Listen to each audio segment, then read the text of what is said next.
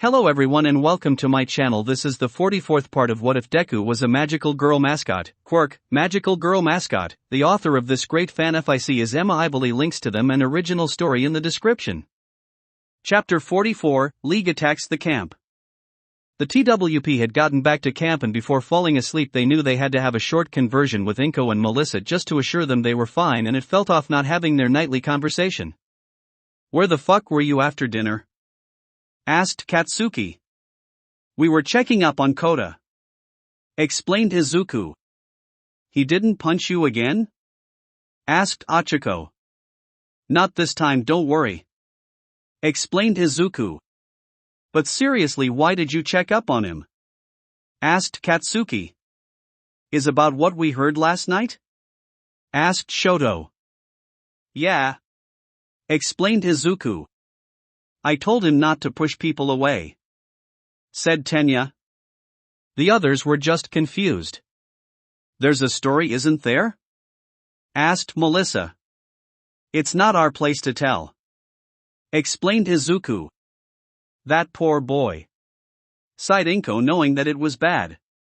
"Yeah," agreed Izuku.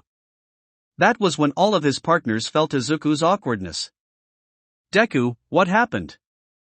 asked Katsuki. "I might have almost accidentally bonded him with," explained Izuku. "Oh come on," muttered Katsuki. "What happened?" asked Tsuyu. "Well, I was thinking about how I wanted to help him, and well," said Izuku. "So he didn't grab it, at least that's good," said Achiko.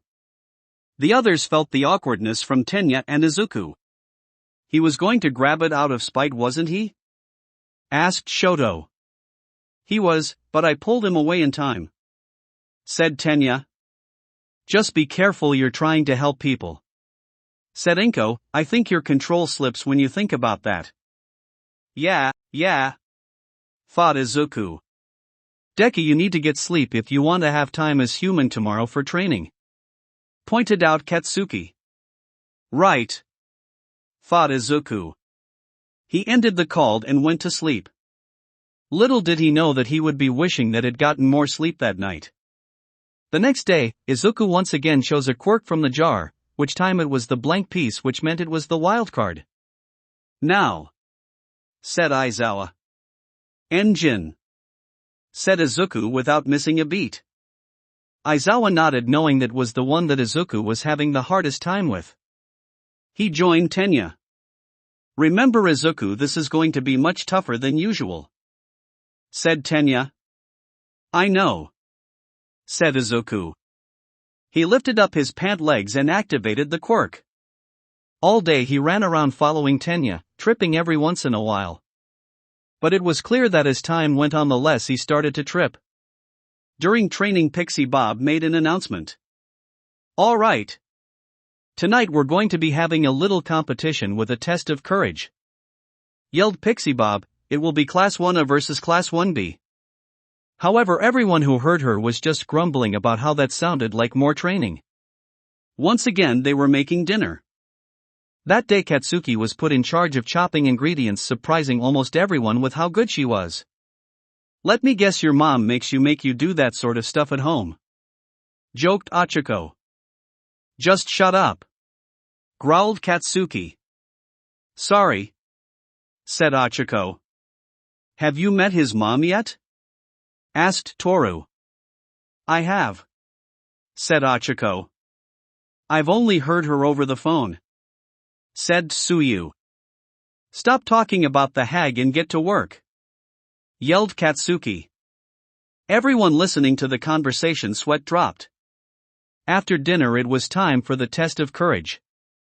However, the 5 that failed their exam had remedial classes and were sadly dragged away. "It figures," muttered Katsuki, rolling her eyes at them. "We all know you're disappointed because you're at Sundara for Kirishima," said Mineta. Katsuki was about to attack Mineta. "Kaken!" "No!" scolded Izuku in animal form. "All right. This is how the competition will go. Pixie Bob, your classes will take turns. Being the scarers. It will be Class 1B's turn first, while Class 1A will be the one to test their courage. The rules were simple in that the class who got the most screams would be the winner of the competition, and also no touching. Also, it would be done in pairs. Alright. We'll be choose by drawing lots, cheered Pixie Bob.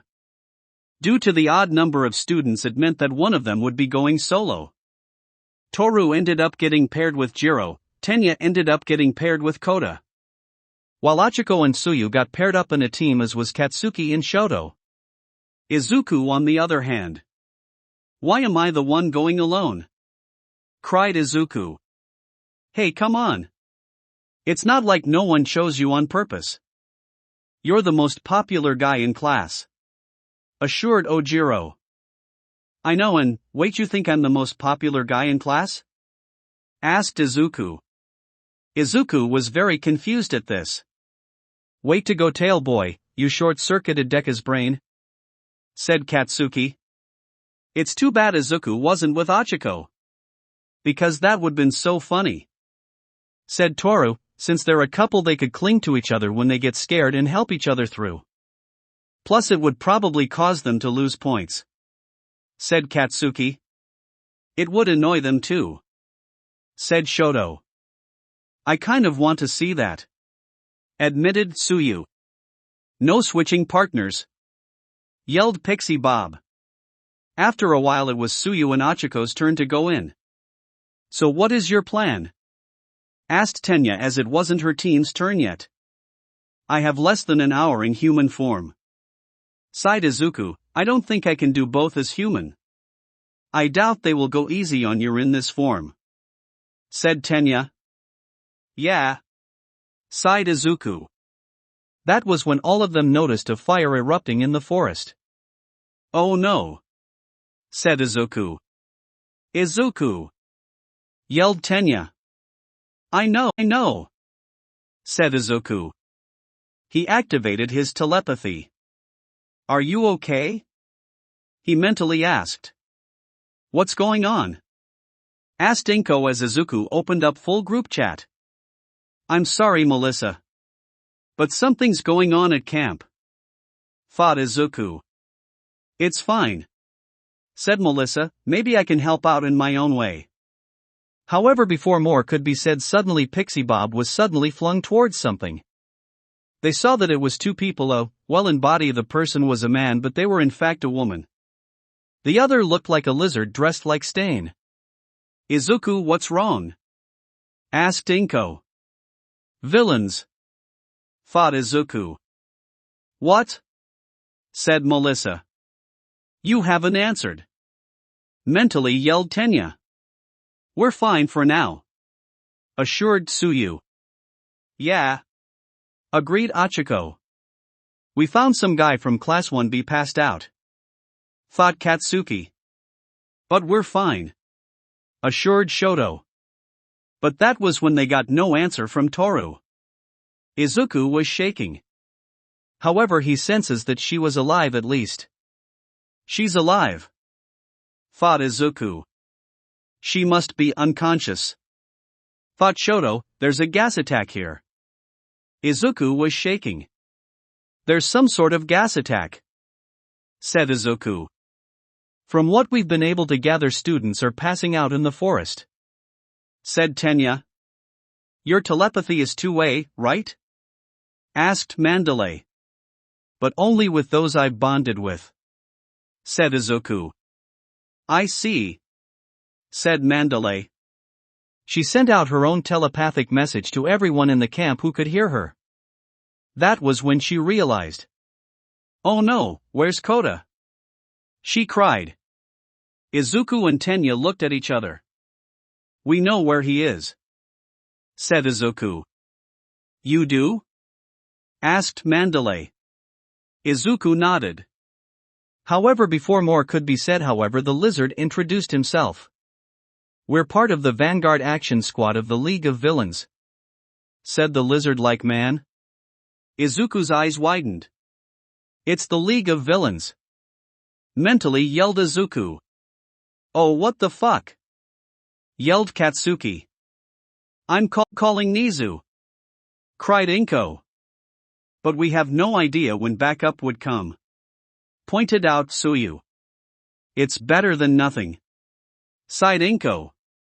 My mom's calling Principal Nizu, whispered Izuku to Mandalay and Tiger. Will Nizu believe her? Asked Tiger. I think they gave her a job at the school in case of something like this, whispered Mandalay. That was when the lizard-like man noticed Tenya.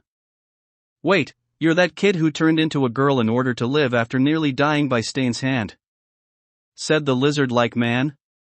Tenya looked at the lizard-like man. So you're one of Stain's followers? Asked Tenya. Of course. And I will continue what he started by purging all false heroes, yelled the lizard-like man. You need to go now, said Mandalay, class rep.